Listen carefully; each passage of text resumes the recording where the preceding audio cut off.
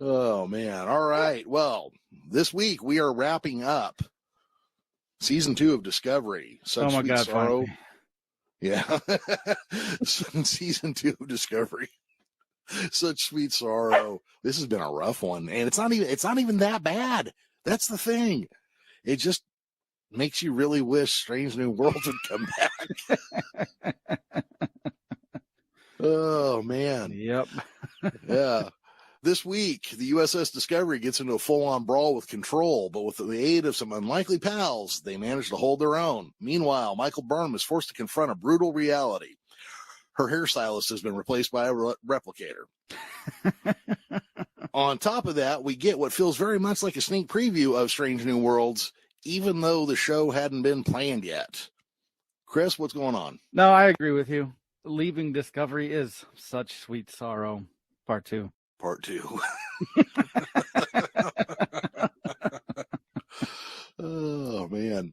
Yeah, again, it's not that it's a bad episode in any way. There are a few things in here where I go all grown man baby, get all butthurt about, hey, that doesn't seem like Star Trek, but they're very few and very small. Actually, my wife looked over at this episode while I was watching it earlier, and she was like, this is very Star Wars-y right now. Mm-hmm. I had the same feeling. Yeah. Yeah.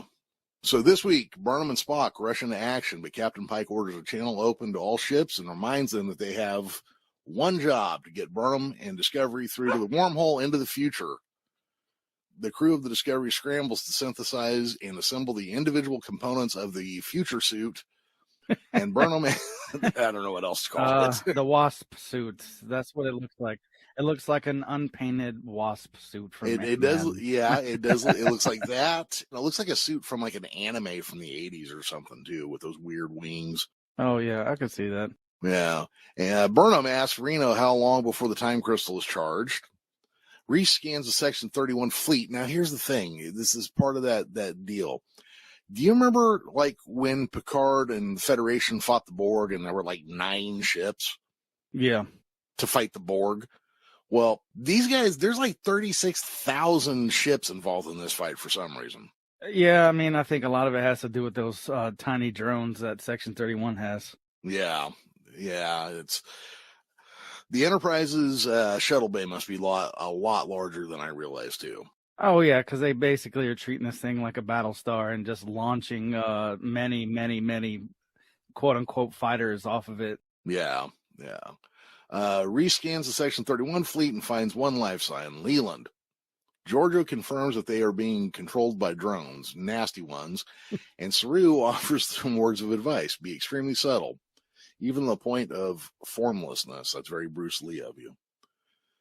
Bryce reports an incoming transmission from Leland, who threatens to kill the crew if they don't surrender their ships.